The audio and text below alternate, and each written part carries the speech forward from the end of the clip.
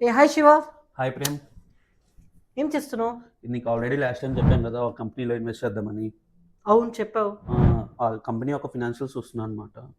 Okay, చూసుకున్నావు మరి అన్ని? చూశాను, బట్ ఇది లాస్ట్లో రేషియో స్పాట్ ఒకటి ఉంది, అది అర్థం కాలేదు. సార్ చూపి. ఓ, ఇది రిటర్న్ ఆన్ ఈక్విటీ. ఓకే. దీనివల్ల ఏం తెలుస్తుందంటే ఇన్వెస్టర్ చేసిన ఇన్వెస్ట్మెంట్లో ఎంత ఎక్కువ రిటర్న్స్ వస్తే అంత బెనిఫిషియల్ ఉంటుంది. సో ఆ Okay. ప్రకారంగా నువ్వు ఇన్వెస్ట్ చేయొచ్చు. ఇంకోటి వచ్చేసి కరెంట్ రేషియో. దానివల్ల తెలిసేది ఏదంటే కంపెనీకి ఉన్న కరెంట్ అసెట్స్ వాళ్ళ ఉన్న షార్ట్ టర్మ్ లయబిలిటీస్ని మీట్ అవుతుందో లేదో, అంటే ఒక ఐడియల్ రేషియో ఉంటుంది. ఓకే.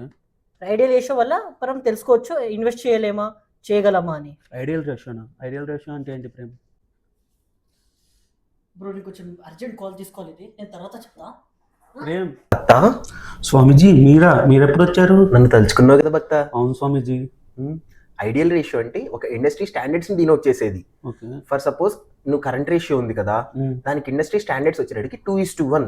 ఓకే. ఆ 2:1 ఎలాగంటే ఒక లైబిలిటీకి 2 అసెట్స్ ఉన్నాయా లేదో తెలుసుకుంటాం అనమాట. అలా ఎంత ఎక్కువ ఉంటే ఆ కంపెనీలో అంత లిక్విడిటీ ఎక్కువ ఉన్నట్టు. మరి లిక్విడిటీ అంటే ఏంటి స్వామీజీ? లెస్ దాన్ 1 year లో అది క్యాష్ లో కన్వర్ట్ అవ్వగలిగితే అయితే అది లిక్విడిటీ అన్నమాట. Thank you Swamiji.